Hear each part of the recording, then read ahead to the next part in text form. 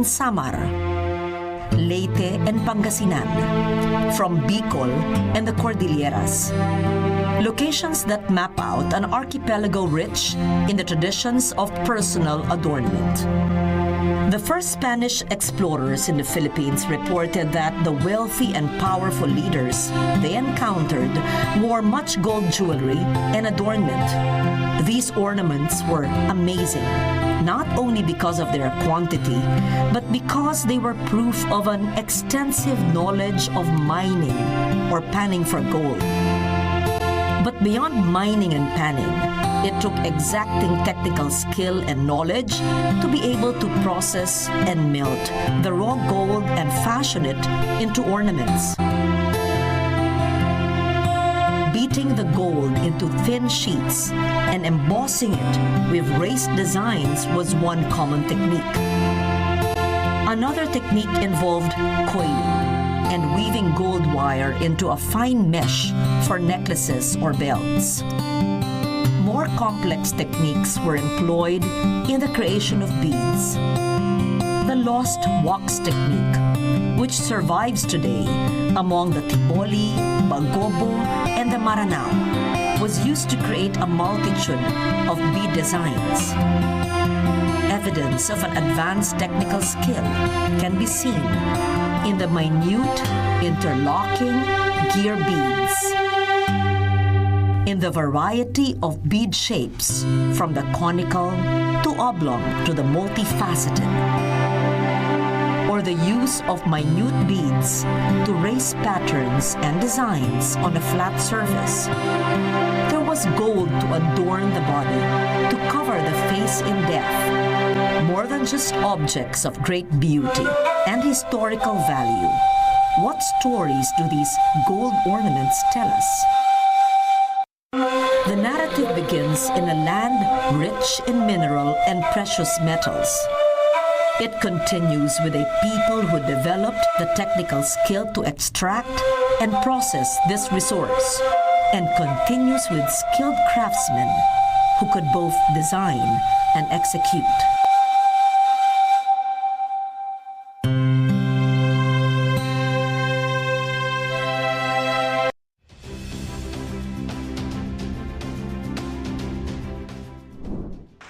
As of May this year, 12,000 kilometers worth of roads and more than 1,200 bridges have been built and upgraded across the country. We have provided a budget to upgrade 367 bridges and almost 1,600 kilometers of road along our country's longest thoroughfare, the Maharlika Highway from Luzon all the way to Mindanao. Moreover, significant segments of major expressways, which are part of the Luzon Spine Expressway network, have now been opened to the public.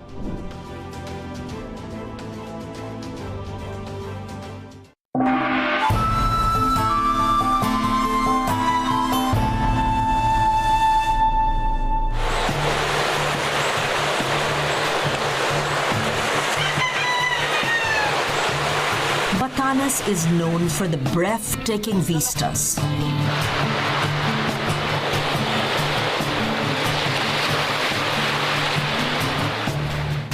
The dramatic juxtaposition of mountain ranges and vast stretches of ocean.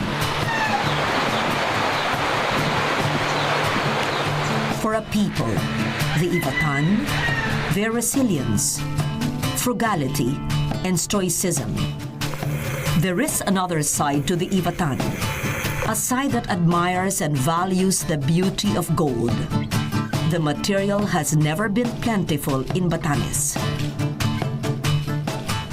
So the very rarity of the material, its value as an heirloom and as a way of connecting to the Ivatan ancestors, makes each piece of traditional jewelry all the more valuable.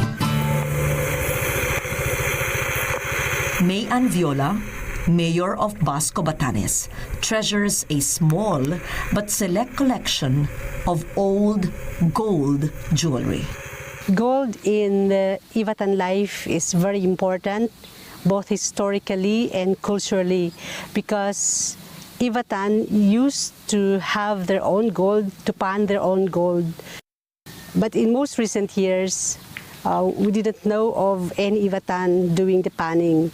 But as a matter of fact, there is an Ivatan term for panning gold. It is called kapanesil. So the source of gold in Batanes is from the reserves in our natural habitat right here in Batanes. But some of the golds we have here in Batanes are from other places because there was trading between the Ivatan and the northern part of Luzon. So most probably the gold that we have here now is from either Luzon or from part of Taiwan. Ivatan gold has several designs. A lot of them are now Spanish influenced. There are designs that are primitive to the Ivatans. These are the necklace for men, which is called the padijit, an earring usually worn by the tribal chieftain or the mangpus. The earring is a symbol of their status in life. Other importance of gold in Ivatan life is it used to be a dowry during pre-marriage rituals. The man has to offer pieces of gold or gold ornaments for his wife-to-be. The most intricate design of Ivatan jewelry are the dipelo, pinisipis, and the perlas. It is also one of the heritage of Ivatan because when you see a lady wearing this Ivatan jewelry anywhere in the Philippines or anywhere in the world, you could easily identify them because the designs are of Batanes. For the Ivatan, it is more than just the value of gold that makes a piece important. It is the connection to the ancestors and to their protection and healing. When a child is sick, the parents would relate it to having been pinay-minaminasi of the dead person. And so an ethnomedic would say, you will take one of the most precious possession of the dead person,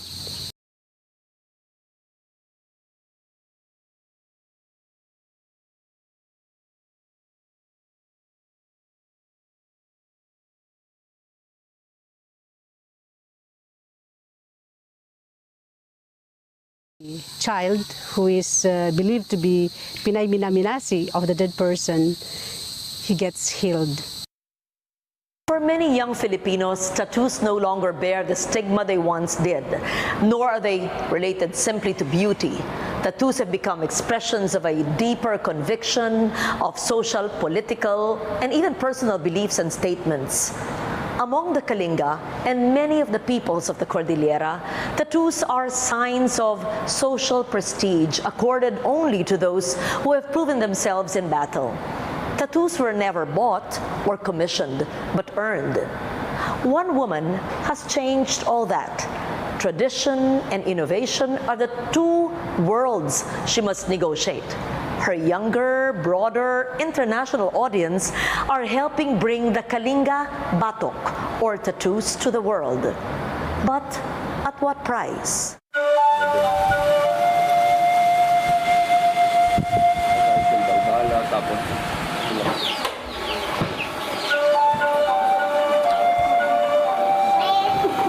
On a typical weekday in the village of Buskalan in Tinglayan, Kalinga, there will be local and foreign tourists lining up for a tattoo by Wangod.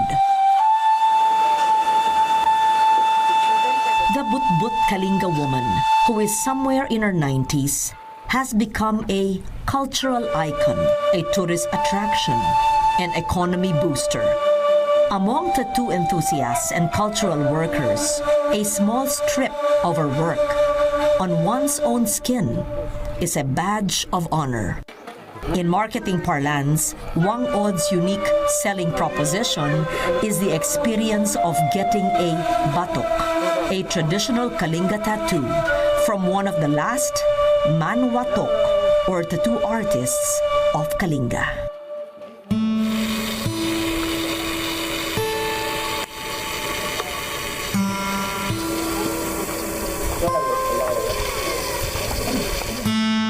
It also means that one has endured the time-honored method by which the Kalinga have been tattooed with a gisi or pick, a thorn from the lemon tree, embedded into a long twig, which in turn is tapped with another larger stick.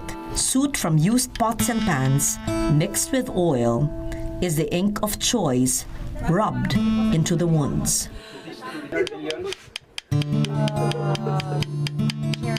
Time was when Wang Od would use the same soiled rag to wipe away blood on succeeding clients, but not anymore. The design is chosen by Wang Od from her makeshift catalog, or if you're deemed special, customized for you from her vast repertoire of motifs. She charges by tiyangan, a Kalinga hand measurement of about 4 inches. Sa duman datua, iya makaya sa sait, iya makaya sa luno, makaya sa using, iya makailas kamuti, sait, ang sanikriya arapon, makarara pa ada siyot mandatu. Tinulipaw. Tinatalaw. Inaratan. The process is a painful and time-consuming one for a small tattoo strip. Think then of what the young Wang Od must have endured to get both her arms tattooed. Sa danahato, mansikab. Mansikab na anadya. Anadya mansikab. Anadya kibig kusikab na. Sa rabato asa hagay. Hagay niya ako yakihat.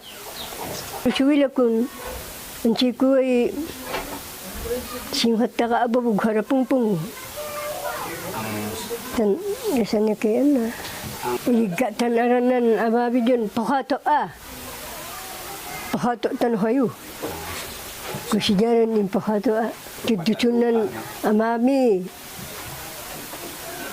Kusijaran yung pakato dyan. There's no definite history when it comes to the origins of tattooing, but we all know that during the pre-colonial history of the Philippines, the indigenous peoples have this tendency to embellish the body permanently and temporarily. When we say permanently, this comes in the forms of dental modification, tattooing, among others, and temporarily, like they put on beads, fabric, textiles in the body. Almost all the early Filipinos have tattoos from Luzon, Visayas, and Mindanao. And among the peoples in northern Luzon, the Igorot people have their own way of tattooing. They have full body tattoos from the face to the fingertips to the chest, arms, legs, and everything. Looking through old archival photographs of the Cordillera people is a way of understanding the traditional value of tattoos. On Ifugao, Kalinga, and Bontoc warriors, tattooed chests and arms denoted the rank of a great warrior, a leader, one who had distinguished himself in acts of courage.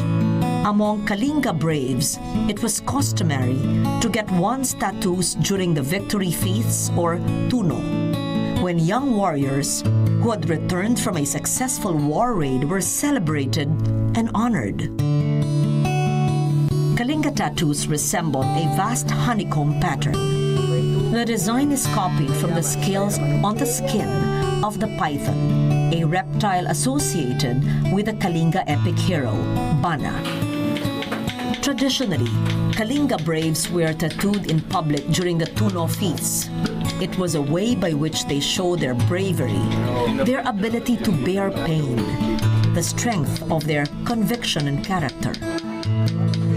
Only then would they be considered maingo, true warriors, responsible for the safety and well-being of the village. Women could also wear tattoos. Traditionally, the wife of a maingor had the right to wear tattoos along with her daughters. But women could also be tattooed for purposes of beautification, to make herself attractive to warriors, to ward off disease, or infertility. Others underwent the pain of tattooing to prove they possess the qualities of a woman ready for marriage: strength, character, discipline, and fortitude. Tattoos are a form of rites of passage. It's a symbol for the status of the wearer. It's also a form of talisman. It's also a sign of fortitude for the women who wears them. Tattoos is one of the most important embellishment or adornments in the body to become a full social person in the community. You do not become a full person if you don't have tattoos in the community. So it is an equalizing factor that you have to have these tattoos to be part of the community and to participate in these social events or even in the rituals that are being practiced in the community. Today, Wang Od's skill has become a lucrative source of income from her family, as well as for other but in her village. Because of her fame, the vanishing traditions of a once vibrant warrior society have been appropriated by a larger market. And young Kalinga, like her niece Grace, have also learned the skill, giving them an alternative livelihood. But what do these tattoos mean to both the Kalinga and to tourists now? And how does the money paid change the meaning of the batok? Tourists come and urban Filipinos come because of their touristic encounters. They buy the narrative behind the tattoos. And also, at the same time, they buy the product of these encounters, which are the tattoos of Wang Od. In some cases, they come to the village while I was there, who are unfamiliar with the Kalinga tattoos would even ask for, can Wang Od tattoo a Times New Roman or Alibata, a name on somebody's skin to do that. But of course, you have to explain to that person that these things are not in the vocabulary of Wang Od. In a way, tourists have changed the meanings of tattoos. It becomes graphic designs, no longer associated with the ritualistic practices in the village. It becomes commodified and they put individual meanings because of the different motivations of their tourists. The tattoos have changed from its collective meaning to individual markers of identity. So it becomes more personal. Unlike before, it's collective. Kalinga identity, we know that. But now, it's becoming individual identity based on these different motivations. In her book, Tapping Ink, Tattooing Identities, Dr. Annalyn Salvador Amores writes, for Wang Od, tattooing has become a livelihood and no longer serves purely ritual purposes. She is childless, so the money she earns is shared among her siblings and their children. When a neighbor is sick, they come to her to borrow for their medicines or bills. When people die, she shares her money with the deceased's family.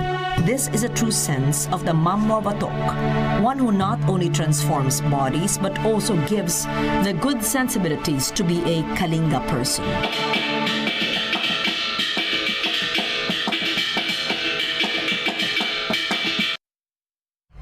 Sa isang malayang demokrasya, mahalaga ang pagiging bukas. Mahalaga ang partisipasyon ng bawat isa. Dahil karapatan ng lahat na makibahagi sa mga usapin at pagbuo ng mga batas para sa isang bagong Pilipinas. Congress TV. Tutukan ang mga sesyon ng Kongreso sa PTV at sa aming digital platforms. Kahit saan, kahit kailan, watch democracy in action. Congress TV.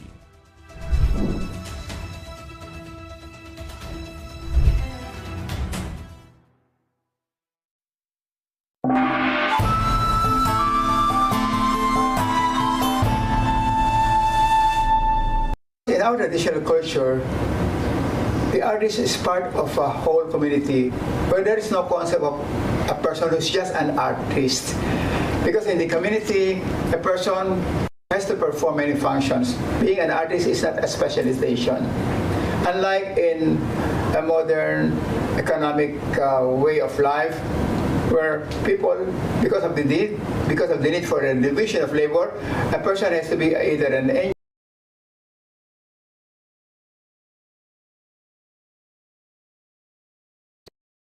When it comes to trade and profession, there are professionals or professional artists. This is not the case in a community. In a community, an artist functions as an artist, not as a calling, not as a profession, but based on need. Now, Wangod ideally should be doing tattoo only as part of the way of life of the Kalinga, part of ceremony, part of a ritual function. But the moment you become divorced from the community, and if you do tattoo as a professional artist, this is no longer part of the Kalinga way of life. And therefore, he may not be recognized as a traditional artist anymore, but as a contemporary, modern tattoo artist. And this is therefore the precarious position that Wangod may find herself in. Is she part of the Kalinga way of life, or she's now part of the more modern way of life, similar to what we regard, whom we regard as artists in Manila or other places? Wangod is a reflection of the many realities that our indigenous artisans must face. The traditional meanings of batok are fast-going, and so are the social structures that created the need for these adornments. In their place is a young audience, enamored by the romance of traveling to Kalinga to get what they believe to be a traditional tattoo from an artist who has successfully negotiated the fine line between tradition and commercialization. No one can tell for now if this is good or harmful to the entire Kalinga culture. But right now, no one can argue that Wangod is the most effective proponent of Dayaw, our knowledge, our pride.